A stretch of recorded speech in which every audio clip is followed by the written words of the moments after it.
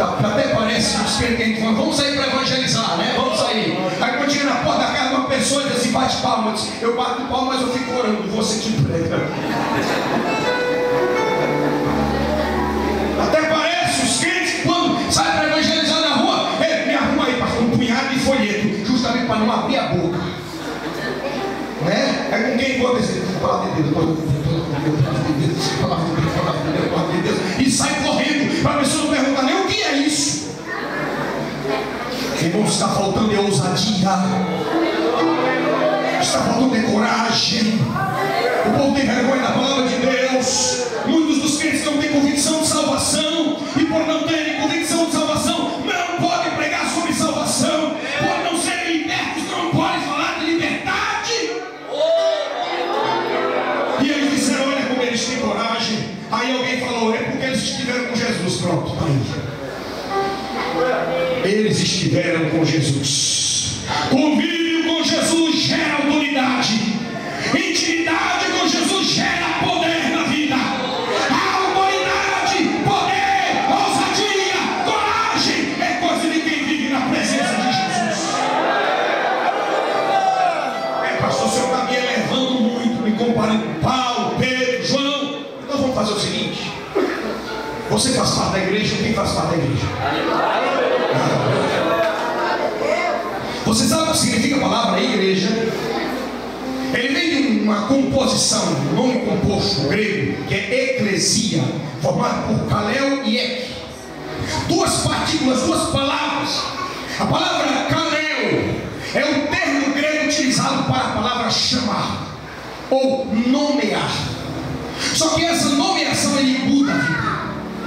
Quando alguém é nomeado, está falando de mudança de comportamento, está sendo nomeado. Por exemplo, se alguém é nomeado de professor, ele está sendo nomeado porque ele está ganhando características de professor. Amém? É um chamado que lhe muda, é um chamado que move as suas características. Por exemplo, o chamado para a obra do ministério, ele molda a pessoa. Aqueles que são chamados para serem mestres, quando botar ele para pregar, ele vai pregar ensinando. Aquele que foi chamado para ser mestre, em qualquer conversa que você tiver com ele, você aprende alguma coisa. Aquele que foi chamado para ser mestre, você acordar de 3 horas da manhã, você vai acordar um mestre meio aborrecido, mas na hora que você ele abrir a boca, você também vai aprender alguma coisa. Principalmente quando está acordando um pastor de 3 horas da manhã. Aquele que foi chamado para o pastorado, os termos, o jeito, até o olhar é outro.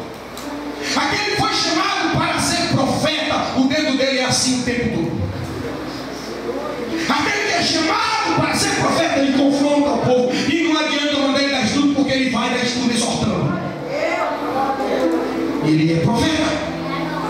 E assim são chamados que mudam. A palavra igreja vem do nome kaleo e ek. Quer dizer, os que foram chamados e ek é uma expressão que quer dizer aqueles que estão dentro, aqueles que foram para fora, aqueles que são inseridos no processo. Por exemplo, kaleo e ek significa os que foram chamados para fora.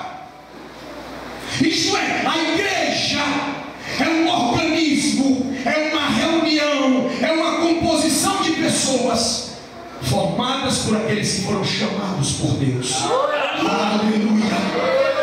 Meu irmão, se você faz parte da igreja, você tem um chamado. Você entendeu o que eu disse? Quem faz parte da igreja tem um chamado. Pastor, eu nunca fui chamado para a obra do ministério. Desculpe, mas eu preciso lhe dizer uma verdade. Existe um ministério que Deus dá a todas as pessoas que creem nele. É o ministério da reconciliação. Aleluia! Você sabe que você não tem nenhum chamamento ministerial eclesiástico, porém você tem um chamamento ministerial como novamente nascido. Não é do serviço da igreja, mas é do serviço do rei. Você foi chamado para reconciliar o mundo com Deus. Oh, aleluia! Se você atendeu ao chamado de Deus, se você aceitou Jesus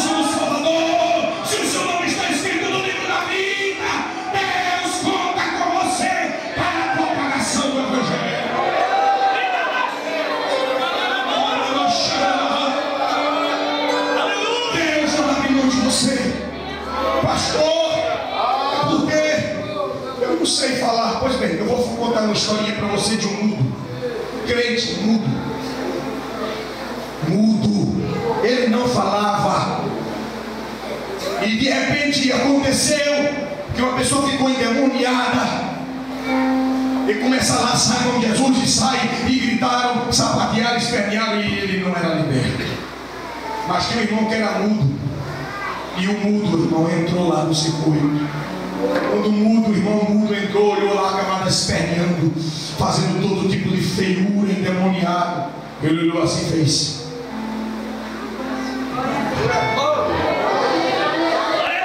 não precisa nem dizer que ele ficou quieto, né? Na mesma hora, autoridade de Deus. Ele olhou e fez: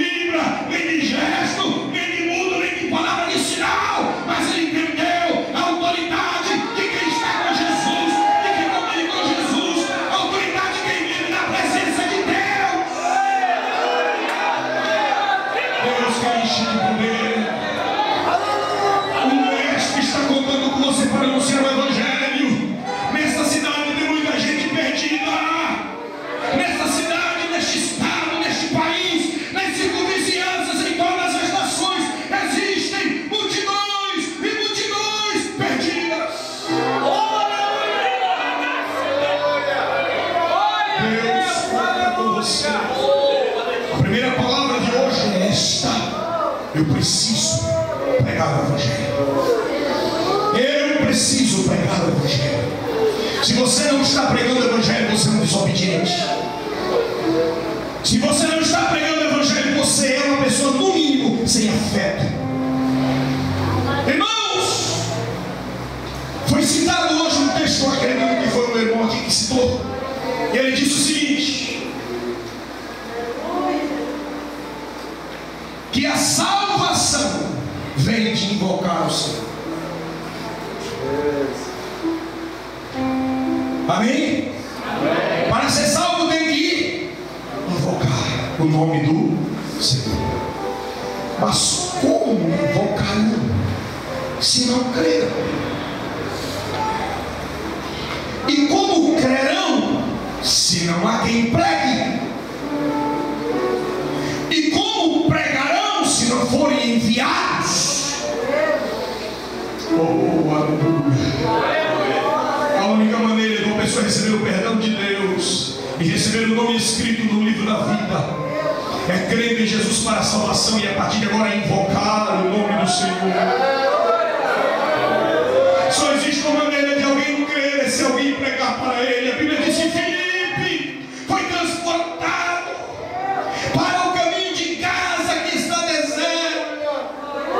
De repente lá estava o mordomo, mor da rainha de Candace.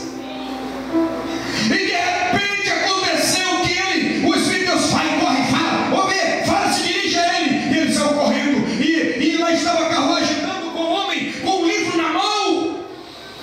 E ele perguntou: o que você está entendendo o que você está lendo? Ele estava lendo o livro do profeta Isaías. Ele disse: está entendendo isso? Como é que eu vou entender se ninguém me explica? Como é que eu vou entender se ninguém me explica? Ele diz: mas então eu vou te explicar. Vamos ver. E ele começou pela história, pela pregação, pela profecia de Isaías, que falava sobre o cordeiro que foi morto, o homem que estava sendo moído pelas nossas transgressões, aquele que tinha sido colocado como mão de Deus estendida. E ele começou a mostrar, através daquela lei, remeteu para Jesus o cumprimento da profecia, e aquele homem conheceu a Cristo. Naquele momento se converteu, desceu da carruagem, recebeu o batismo nas águas, e o nome do Senhor foi glorificado, porque alguém pregou.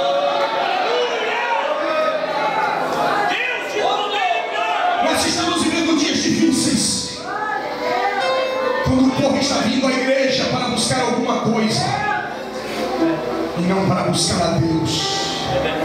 E a cada dia que passa, o povo conhece menos a Deus. Se conhece pouco a Deus, não tem muito o que falar dele. É por isso que a pregação do Evangelho a cada dia se torna menor, porque o povo não conhece a Jesus, o povo não conhece a Deus. E o máximo que alguém está falando assim: ei, vamos lá na igreja. Não vai ter culto lá mesmo, não bom. Mas você não tem como falar para essa pessoa na autoridade e dizer: amigo,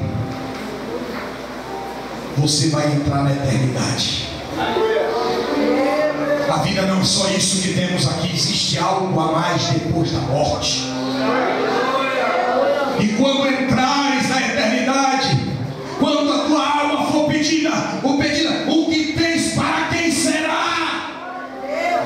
Você está lutando pela vida, e agora, na morte, o que haverá com a sua vida? Vai espantar pessoas. O que é isso? Eu tenho resposta para você. Jesus é a porta para a eternidade em vida eterna. Jesus é o caminho que leva o homem a Deus. Jesus é a vida eterna é Cristo. Você tem um acerto de contas a fazer com Deus, e Jesus lhe dá o perdão para você chegar com a conta zerada diante de Deus. Não fala isso, não prega. Escute bem. No Peru e todas aquelas nações circunvizinhas tiveram um domínio Inca. O Império Inca reinou ali durante anos e anos. Eles criam em vários deuses. Eles criam o sol como Deus, a terra como Deus. Mas eles em algum tempo começaram a perceber que havia um Deus criador de tudo aquilo.